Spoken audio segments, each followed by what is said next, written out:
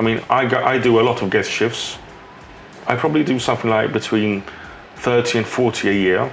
And I have people that are 25 years old looking at me and saying, how did you manage to work, at your age? And I think, what the fuck are you talking about? How dare you? I found that recently it's been like very polarizing black and white in the world.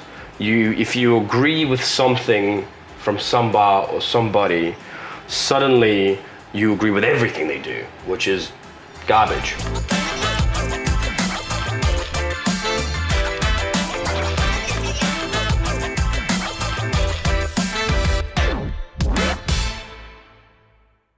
Welcome to Bar Talks. This is Alex Frezza. We finally made it. Yeah, Been dreaming for this for years, and we're here now. I'm not Alex Frezza from L'Antiquario. I'm Alex Frezza from Bar Talks now. Yes, exactly. That's it. You have a persona.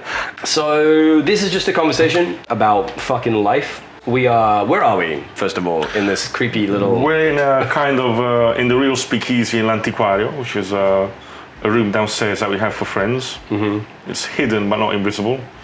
It's a secret, but everybody knows about it. Perfect. Like all speakeasy bars in the world. If you want to really drive people mad, put a closed door and say they can't come in. And don't need to put anything in the room, just need to close the door. They will go mad to come inside. Just to clarify for everyone, how long have you had L'Antiquario? How long have you been here? Are you from here? Like, what's your jam? What's my jam? Right, I feel that I'm from Naples. I was born in London. Obviously, I have an English accent. My mother was English. My father was very Neapolitan, and Neapolitan DNA takes over whatever other DNA it connects with. So, when I was a child, I went to live on an island here in the Gulf of Naples called Procida, and being an islander makes you feel even different. So, I went there when I was 6 years old. I'm 45 years old now. I'm still not Procedian for them. Unless you're born there, you're a foreigner. We've had L'Antiquario since October 2015. I have 3 business partners. We have been having a cocktail catering company since 2007. We do other things from training. We have a school for bartenders, which is slowly transformed into an e-commerce during COVID. And now it's going back to being also a bartender school. Right, so a lot of shit. Well, we do a lot of, we're 4 partners and we kind of never see each other because we do lots of different things. Right, each has their own sort of thing. And I'm buried here. This is my tomb, my catacomb where I will die here. You're the king of the South and this is your pyramid. Exactly, yes. Seems like the industry is all about like, now, run. L'Antiquario is not a new venue and yet here it is, X amount of time later. Most bars don't reach 5 years before they close. And then 7 years on, the bar's now finally recognized for what the work that they've done and got into the 50 best bars.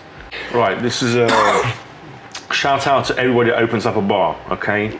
Things tend to break after 4 or 5 years, okay? If you're lucky, otherwise they break before, okay? If they're not designed, to withstand being touched by 100 people a night, they will break, okay? So, we are starting to get in international attention where everything is breaking in this bar. So for the past 2 years, every week something breaks and we have to kind of mend it. And not everything you can mend properly. That's another thing that people think. Not everything is fixable and looks new. So we've kind of got a light shining on me, on us here at L'Antiquario. And I spend my days, adjusting the toilet paper roll holder that everybody breaks here. Because now we've mended it so many times, I have to redo the wall to mend it properly. Ageism.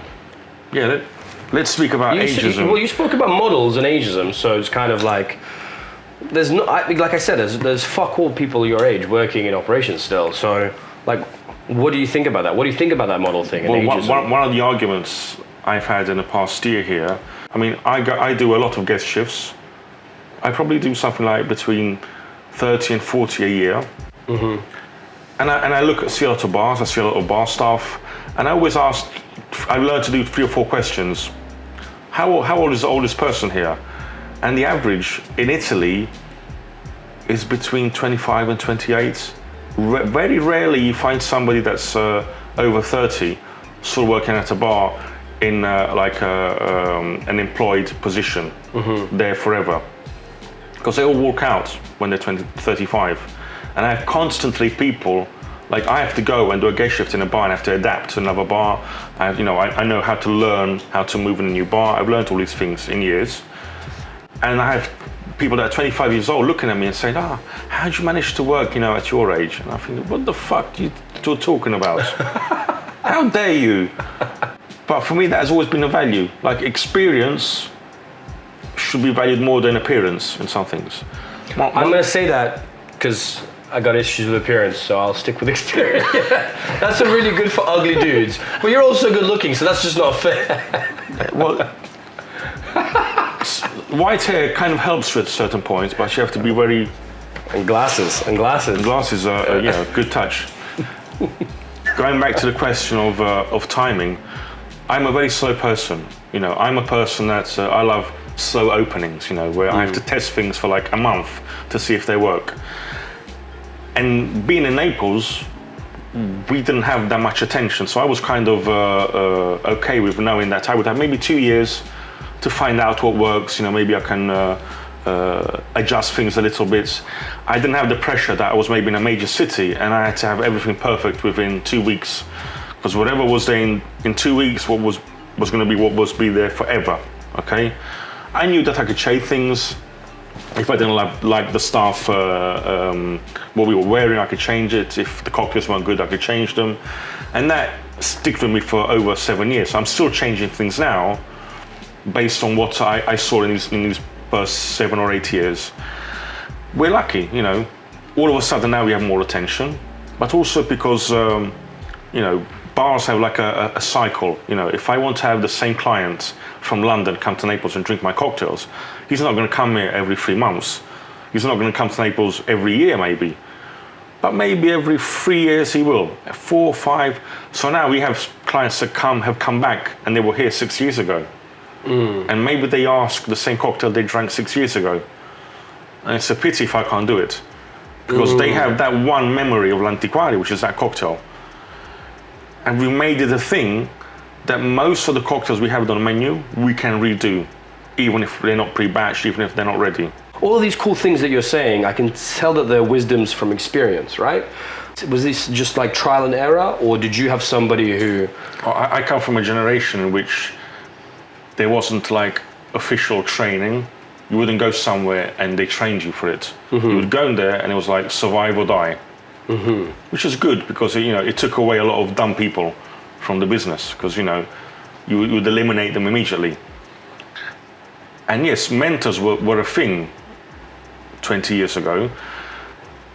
I understand that the problems with mentorship, that you might end up copying things that aren't good or bad or perfect for the job, and they become embedded in you. But yes, I've had mentors and I've learned through example. And I think 90% of things I learned in hospitality, I learned when I was 15 in my first restaurant.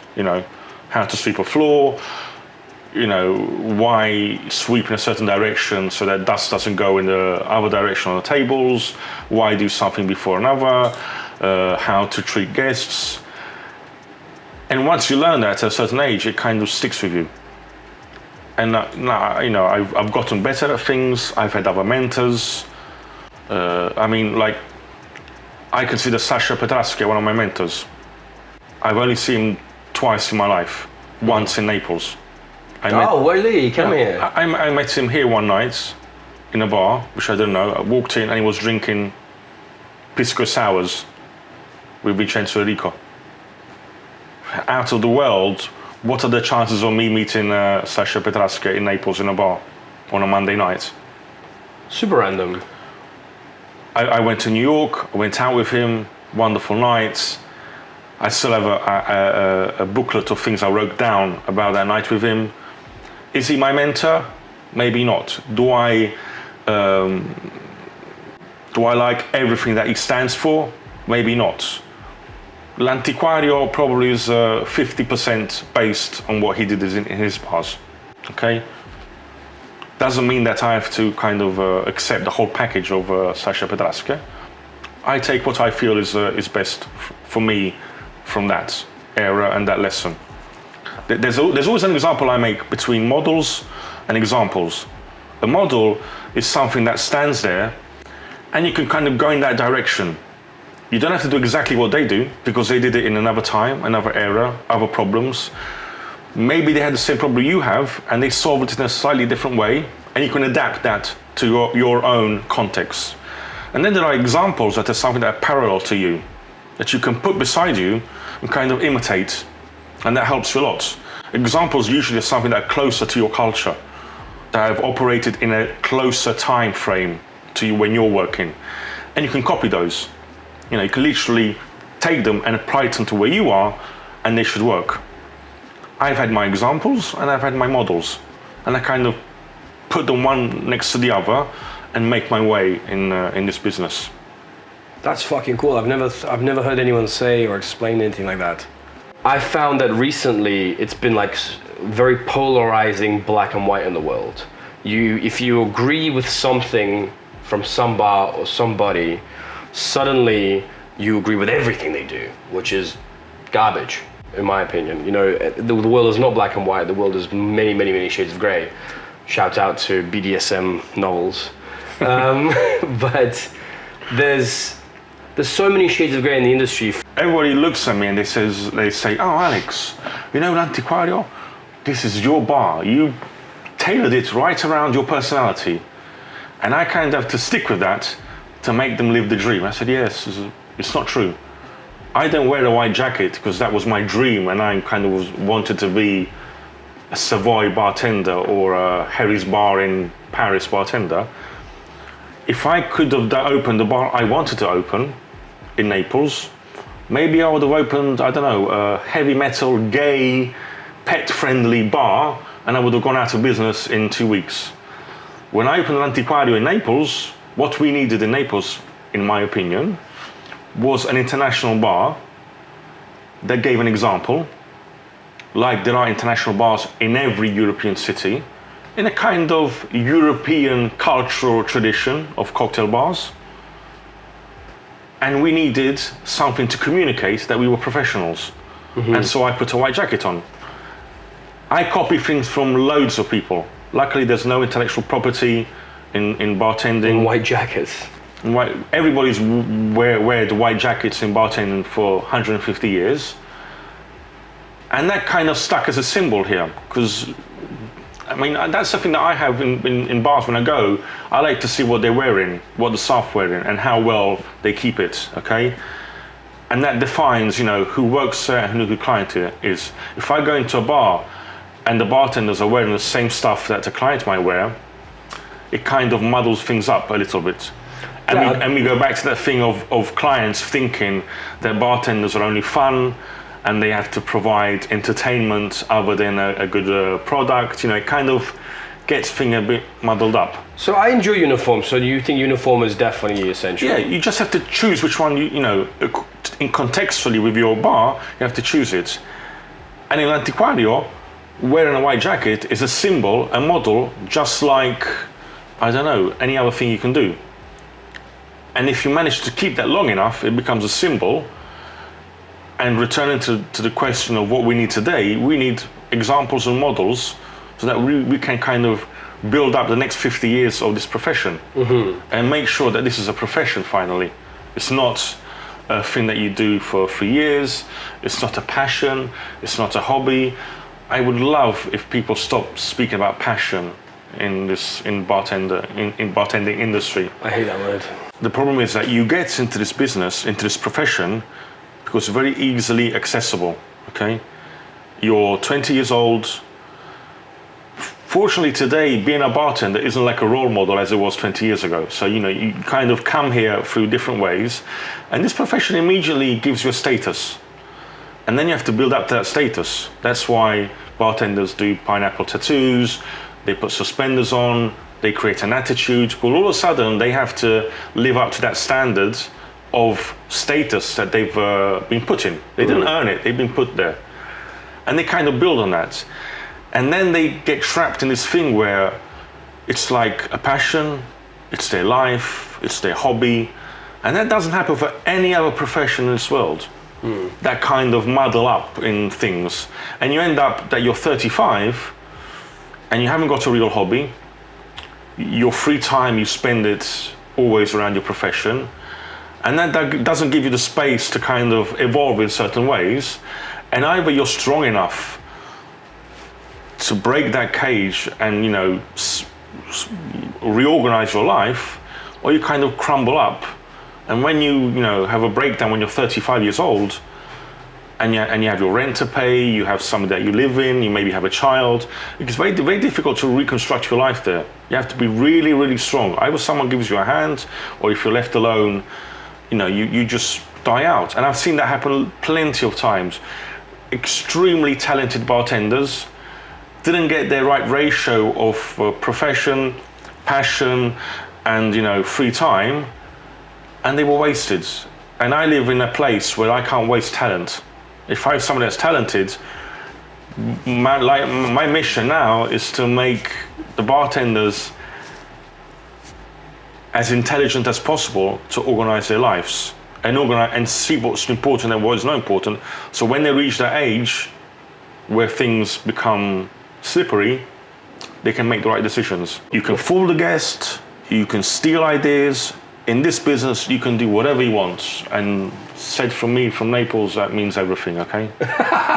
Don't get me wrong, no stereotypes involved here, but this is a wonderful business because you can invent whatever you want as long as you're credible, you're consistent, and you're contextualized. No problems. I was gonna ask us, just to wrap up the interview, what is like a main thing you want to say to a younger person, and you just did it. You beat me to the punch. You're like, you can do all this. That's cool. That's it. I think that wraps it up. I think that with this conversation that could go on forever. We need to eat something. We do need to eat, and I heard there was champagne as well. Yeah, champagne is in the way. So this was Bar Talks with Alex Frezza. We started with prejudices in Napoli, ended up with champagne showers.